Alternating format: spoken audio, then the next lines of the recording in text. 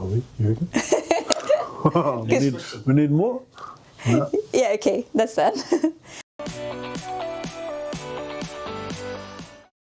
Kia ora and welcome back to What'sUp AIC, your campus podcast where we stay connected, curious, and learn through the stories from those around us. Today's episode is a special one as we discuss Matariki, the Maori New Year in New Zealand, with the Maori Advisor on campus, Matt Rua. For many of us, especially students who are new to New Zealand, Matariki might be something we first hear as a campus event, a public holiday, or just another word on the calendar. But behind it is a deeper story connected to the stars, the moon, the seasons, remembrance, reflection, family, the environment, and hopes for the future. Today, let's dig a little deeper into this story of the stars with the Maori Advisor on campus, Matt. Welcome, Matt. Kia ora. How are you? Kei te pēhea koe? Thank you so much. Yes. Thank you so much. I'll just start our session with a karakia, if that's okay. Yes, the please. AIC karakia, which this is our whare, which is the house. So ka is fire, ra is the sun, and ka is activate. We're going to activate the energies that we want. So, and the core values of AIC are in the karakia, so hopefully all things go well with the right energies, if that's okay. Kia ora. Okay. Whakaoho te whakamana, empowerment.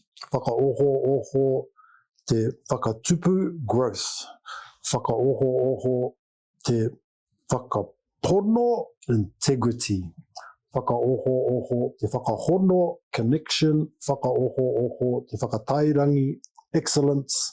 Haumie huie, taiki. Kia ora. Kia ora. Thank you so much. That's amazing. Matt, welcome to What'sUp AIC once again. And could you please briefly introduce yourself to the students, to the viewers who are not really aware of what your role is on campus as a Maori Advisor and what's the work that the students can usually connect with you on campus? Oh, kapai. Ko waio, who am I? Ko Rua tōku whānau. Rua is my family. Ko Matt Aho. Matt is me. Ko Waitemata te moana. The Waitemata harbour is my water. Ko Maunga Kia tōku maunga. One Tree Hill is my mountain, amongst other mountains in Auckland. Ko Tainui me te arawa me takitumu me mahuhu ki te rangi oku waka. So those are my ancestral canoes. I just named Tainui, te arawa, takitumu and mahuhu ki te rangi. Orake, no Orake aho. So I'm from Orake Marae. I live in Orake Marae. And then, I said my name is Matt. That's who I am. That's called a pepeha. And it introduces the cultural icons of my identity, which help to keep me stable whenever things go wonky. And it's a point in a pepeha. My role here at AIC, Auckland International Campus, is Multicultural Advisor. I've been in the role for 2 or 3 years. Employed by Future Skills, which is one half of the partnership between Future Skills and Otago Polytechnic. I guess my role is to sort of bring in some cultural models that we can hopefully apply to our assignments. Hopefully today I can give a bit more clarity about the values, the application of the Māori values, which are in the karakia, which has sort of evolved over the last few years. I guess in short, Māori were here pre-European and we have a law called tikanga and it still exists. Tikanga still exists as a LORE law. In that it's pretty much living the values of that help to keep things balanced. The word tikanga, tika is balance, and ngā is the art and skill.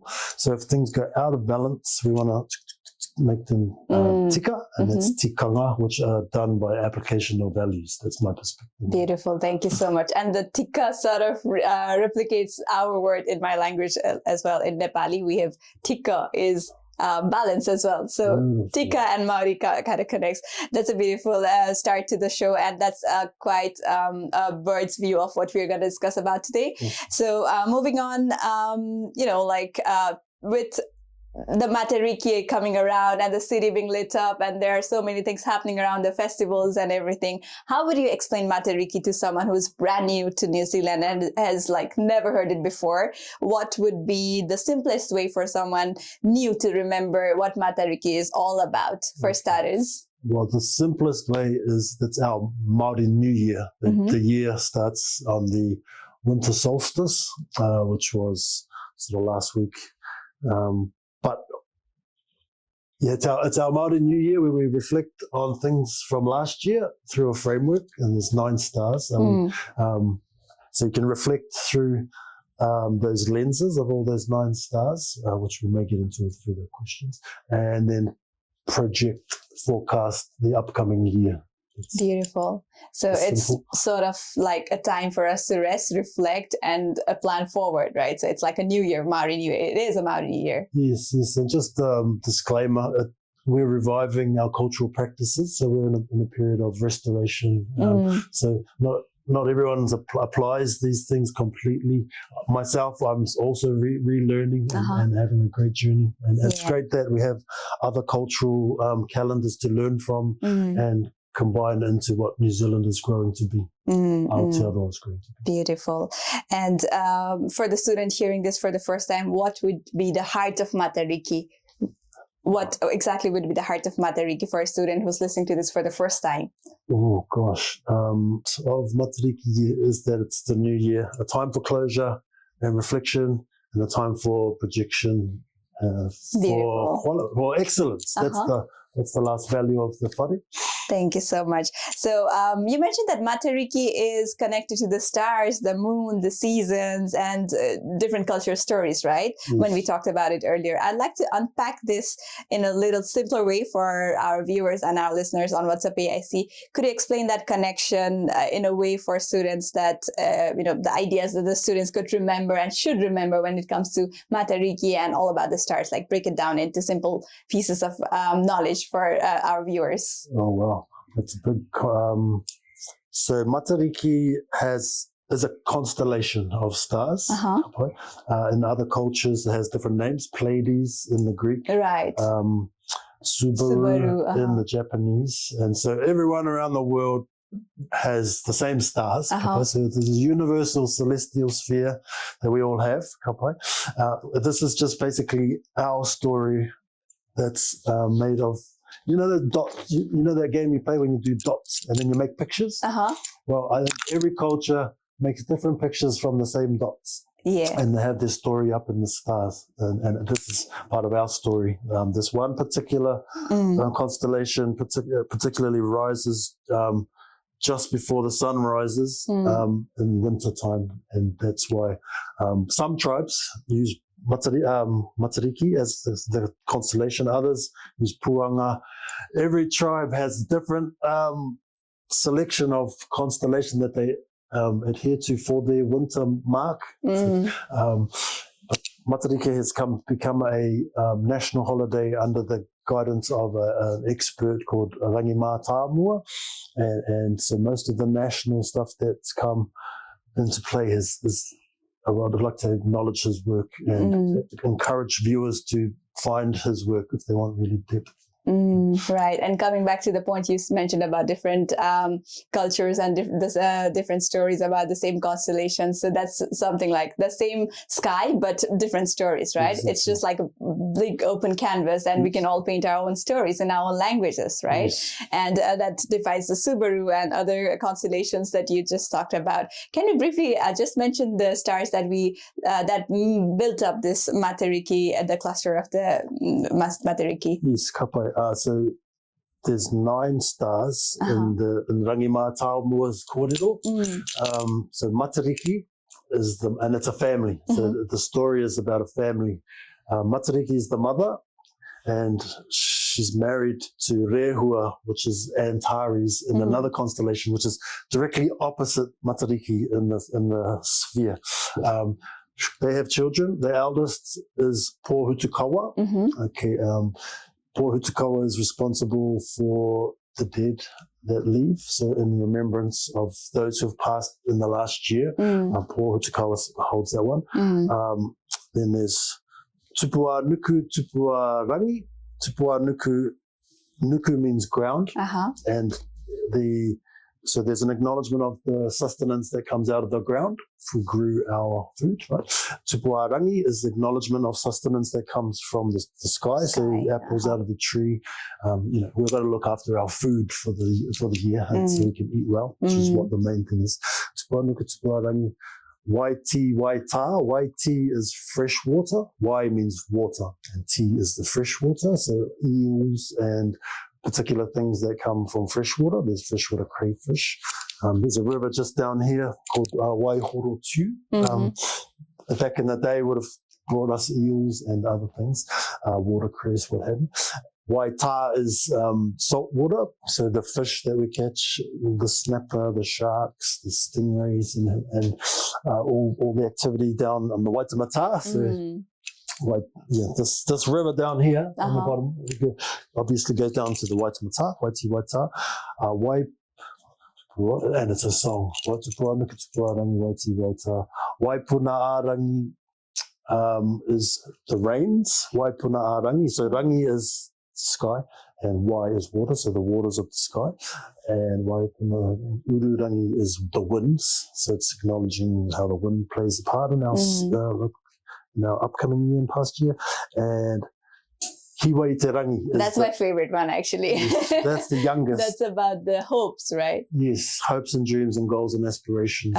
Projecting excellence. Yeah, beautiful. Beautiful. Thank you so much. So I reckon it was like 7 stars we counted earlier, but now it's 9. What's the transition between the story between this transition? So Rangi Mātamua, the guy I'm telling you about, he's the expert from Tūhoi, his tribe.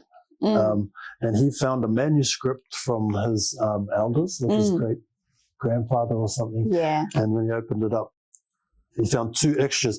Before that, this has been a cultural restoration process over maybe 40, 50 years in the city, right? So other tribes that still live the natural ways, they've maintained their form of maramataka. Marama is the moon, and rātaka is the sun. But their calendars, their moon calendars and their sun calendars, they've maintained them. In the city, we've sort of tried to, we got colonized and we lost our practices. So we put, it's been a restoration, and then there's 6 stars, and somebody said, no, there's 7. And then we brought in from another kōrero, and at the current 9, Rangi Mātamua, he's the expert. He's really good. So beautiful. Sort of just locked in on that. I believe that's how it came about. And is it also somehow related to the visibility? Like, because I reckon the Pleiades is like a very huge constellation, but the amount of stars that's very much visible and shining bright, they make up these 9 stars, right? And that's the Matariki that we call here. And Pleiades is somewhere else, Subaru somewhere else. So it's somehow the same, right? Yes. Yes. Also, the coming back to the kōrero that happened, and that decides all these celebrations and everything related to Matariki and everything related to Aotearoa Māori. So how long has it been since New Zealand started celebrating Matariki as a public holiday? Ooh, maybe 3 years.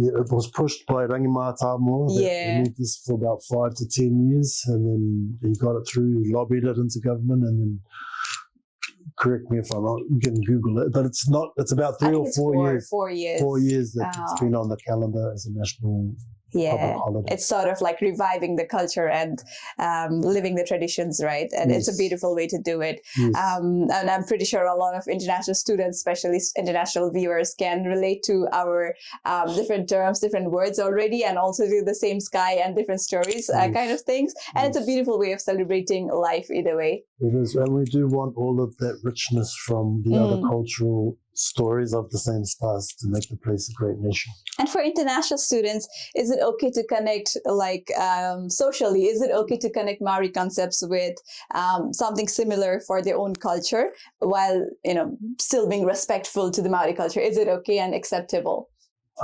Different people have different opinions on that question. Myself, Yeah. I really appreciate learning from everybody. Yeah. There's a bit of trauma that came with the fact that we lost all of this, and so some people still hold that trauma and find it hard to manage the blend. So you have to sort of take case by case and really know your own culture. So there's a Hindu, you've got a Hindu background, right? I've got no problem. How can I have any problem with you knowing what you know about what you know? That's solid.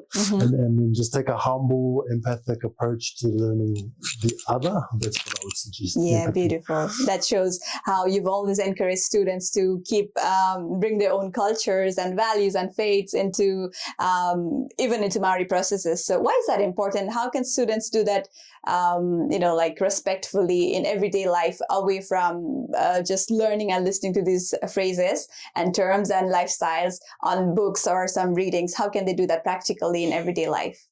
Well, I started my conversation with my pepeha, so that it's this rock solid piece about my identity and it gives me stability. I mentioned.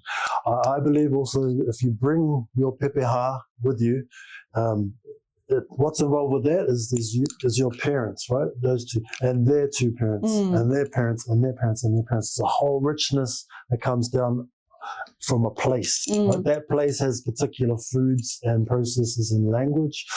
If you can bring your pepeha, like really research who you are and what those values are, they're amazing values. Yeah. And if you can apply them here, in a value-aligned way, we're going to find resonance. That's right.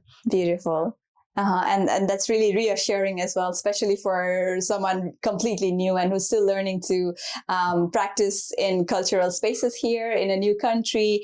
And another area where you students often experience Maori practices is during orientation and graduation. So I'd love to talk about that next. Orientation and graduation, students experience Maori welcome practices. Could you explain what pōwhiri is and what mihi whakatau is, and how they're different for a student experiencing this for the first time, and what should they understand rather than just watching it you as a ceremony, just by being in the room, what extra they could do? Oh, kapai.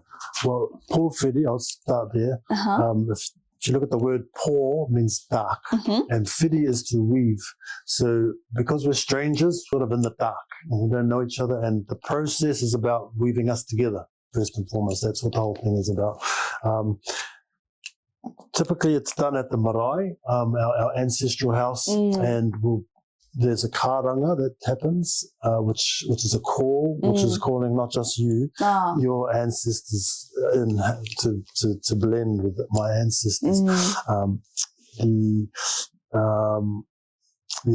There's a whole process that we've tried to replicate. So that happens at a marae, the deep. And if you're lucky enough to go and visit a marae for the Matariki celebrations on July 10, I don't know if this goes out before then, but you'll experience there are a few public things. Pōwhiri. We try here because we are not a marae. We scale down to what's called a mihi whakatau. Mihi is an acknowledgement, and whakatau, tau means to settle. So the whole orientation is hopefully to make you feel settled, make your spirit settled, your ancestors settled on the land. That's pretty much sums it up, whakatau. Inside that process, what Sunny and I are trying to develop is that the values of the whare, and they've just changed too. We just had a recent change of the values, which we're trying to weave those values into that process so that every time a student walks into this whare, they can touch the whare, feel those values, apply them from their cultural heritage, and then the whare is warm because of those values. I love it. I love how we put ancestors ahead of our own introductions in this pepeha, and how we worship the land, how we worship the nature, how we worship the whare, right? It's just so beautifully, some kind of therapy for us as new learners here, and it's kind of help us calm down and settle in a little bit by bit. So it's just so beautiful.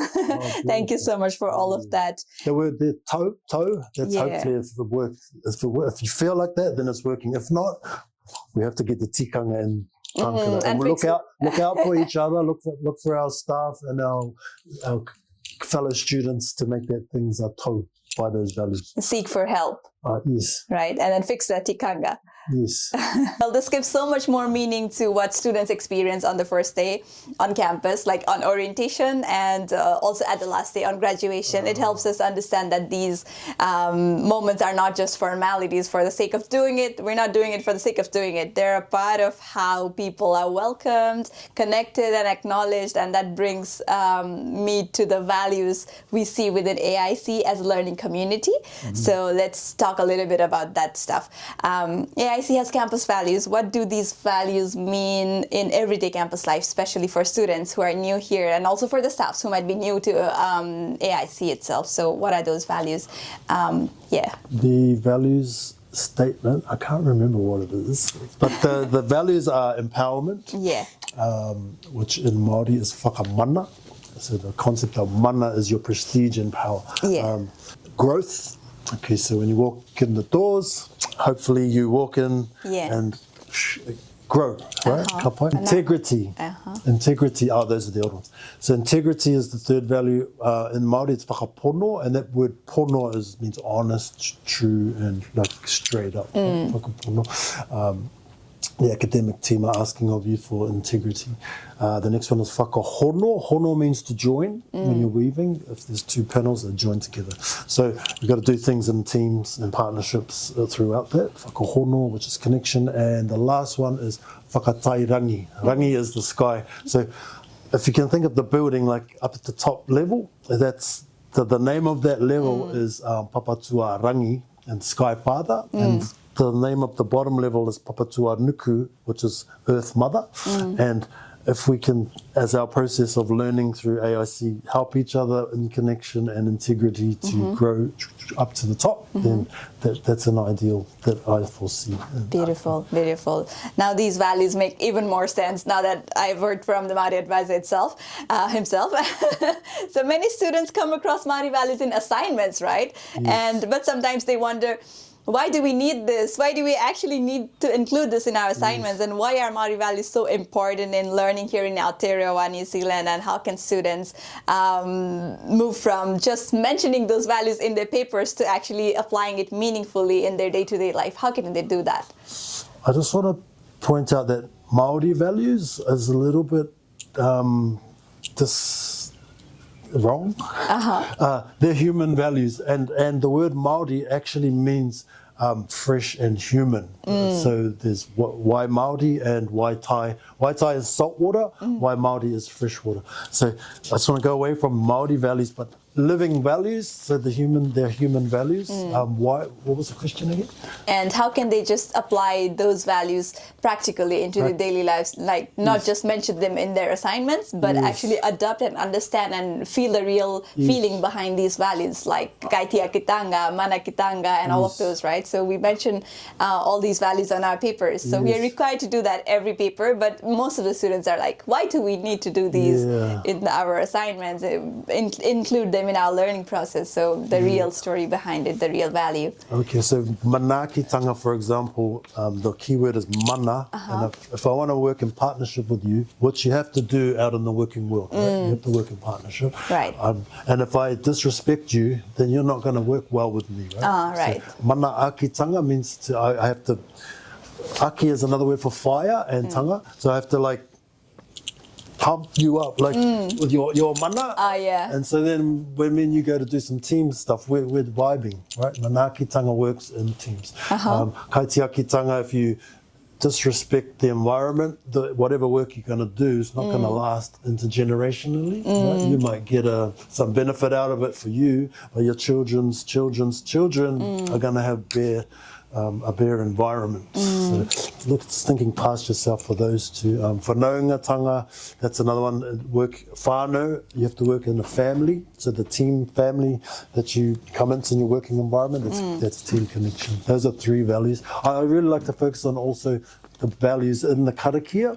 So if we can introduce them in the pōwhiri, and walk around this campus and apply those values. They are Māori values, right? If they're not yet in the curriculum, we'll get them in there so that we're actually living them on our whare and we own them on our journey to excellence. Right, beautiful. And it's just sort of a reminder to keep being the good human being. Yes. And as we grow in this space of career and growth and learning and everything, right? So it's a beautiful way to put it in, actually. So yeah, I think it's probably going to be a good reminder to the students who keep questioning the reasons behind having to integrate those. Yeah, also I'd love for you to bring your linguistics to whakamana, like empowerment, and what's the word from your place?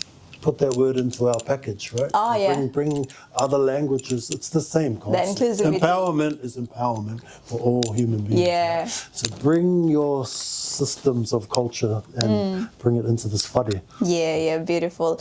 And I also wanted to briefly mention about the Te Reo Māori Week, the language week that we are having on campus in September, right? Yes. So can we talk a little bit about it, like for those who may not know much about it? What is Te Wiki o Te Reo and why does it matter? And why is it important to celebrate on campus and off campus as well?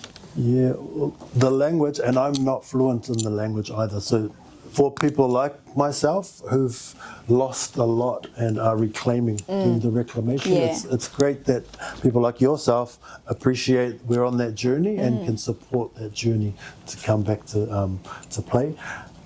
Same again, the champions of Te Reo got that into Te Reo being becoming a national language by law. There was actually our matriarch on our kahui kaumātua, her name is Dame Neda Glavish. She was like responsible for saying kia ora. She was employed as a telecom receptionist and she would answer the phone kia ora, and her boss at the time said, no, you can't say that, you have to say hello. So she said, no, I'm saying kia ora. Oh. Took it all the way to court and took it all the way to the Prime Minister, and the Prime Minister said, okay, yes, you can say kia ora. This is in 1984, and that initiated the Act, the Māori Language Act. From there, they got a week to support that, and we're just thankful for people bringing biculturalism and other linguistic frames, but supporting the restoration of what we lost. We lost it. That's such an interesting story to revive. And what could be a few simple kupu or phrases that students can actually start, like respectfully on campus, just to get a hint of Māori language? Well, the values, like whakamana, mana is a really big one. So the word whaka before that, whakamana, whaka is to activate, and mana is power, prestige. I'll just go through the values. The next one is tupu, means to grow. Whakatupu, whakapono. So pono is a very strong word to be watching, making sure people are honest and have integrity. Hono, connect, and whakatairangi, those just stick to the values words, maybe. So tairangi, whono, mana. And what was the third one? Mana, tupu, pono, hono, and tairangi. Mana, tupu, pono, hono, tairangi. Yeah, cool. Yeah. So that might be a starting point for students who are participating. Well, and the other one, this is one you can't not do, is kia ora. Kia ora, if you got that, it covers a lot of things. Kia ora. Kia ora. That's a good way to start and greet each other every morning, right? And it's a good exercise for us as well, as students and new learners on campus. Yes, and how you found that word tika, which covers both languages. Oh, yeah? Yeah, that would be a great thing. Right. It's tika, because I just responded, what you said was perfect, was on point. Tika, yeah, that was on point. And I found a few other similarities as well coming from my country and my religion and my part of the world, because we worship the nature, we celebrate everything related to nature, and it's similar here. So I found this similarity a bit of relaxing element, as a relaxing element for myself, as I was trying to settle in a new country. So it's quite interesting how different parts of the world connect with the same respect and right. And we are trying to bring that respect into play from Māori worldview and the more we can have in help of that, the better the Beautiful. nation. Do you have any special plans for the Matariki this year, though? What are the few ways that you can celebrate Matariki as a part of a culture and celebration? Yeah, well, the hautapu that is being run on Friday, the 10th of July, there's a big ceremony that you can go and experience, hosted by Ngāti Whātua Ōrākei. My tribe is Ngā Oho. Over there, so people can go along to that. I'm not sure if I'm going to go this year. I do my own little ceremonies at a Pohuta kawa tree in Pānau that I have a particular connection with, and I'll just probably do that again. Yeah, cool. My family are away this week. They've gone for school holidays to Australia. Oh, that's beautiful. Yeah, because either way, I watched a documentary before this one that said why it was chosen Friday to be the holiday. Like every Friday, it's usually Friday, right? The Matariki public holiday, okay. So that the long weekend would last and people who needed to go away to see their wider family would have this opportunity to get there, get together, celebrate, have a good time, and then come back. So I hope you have a good Matariki as well, awesome. And have a good celebration around. If students remember only one thing from this kōrero today, what would that be? What would you want that to be from this Matariki special episode? Oh gosh, I guess live the values. Now, how's that related to Matariki? I guess in the reflection part of your year. Take a reflective process from what you did before and all the learnings in there so that you can project a great pathway forward by living those values. Thank you so much. That's really beautiful. Thank you so much for doing this today with us. And I would like to wish you Manawatia a Matariki. Awesome. Could I close also with our Yes, karakia? please. Same thing, yes. We opened with the energy and I'll close with the energy. Yes, please. Same thing. So, kia ora everybody. Thank you. And oho is from my ancestral kōrero, ngā oho as well, just so you know. It's particular to here. And whakaoho means activate those values. Whakaoho te whakamana, empowerment. Whakaoho te whakatupu, growth. Whakaoho te whakapono, integrity. Whakaoho te whakahono, connection. Whakaoho te whakatairangi, excellence. Haumie, huie, tāiki. Kia ora. Yeah. Thank you so much. Awesome. Thank you so much, Matt, for helping us understand Matariki not just as a public holiday, but as a time of reflection, remembrance, connection, and learning, and looking forward. Thank you so much for tuning in. Thank you so much for watching, and thanks for listening to this amazing kōrero about Matariki. I hope you got to understand what Matariki is all about. A little extra knowledge. Make sure you like, share, subscribe, and share with your loved ones. Until next time, ka kite ano. See you soon.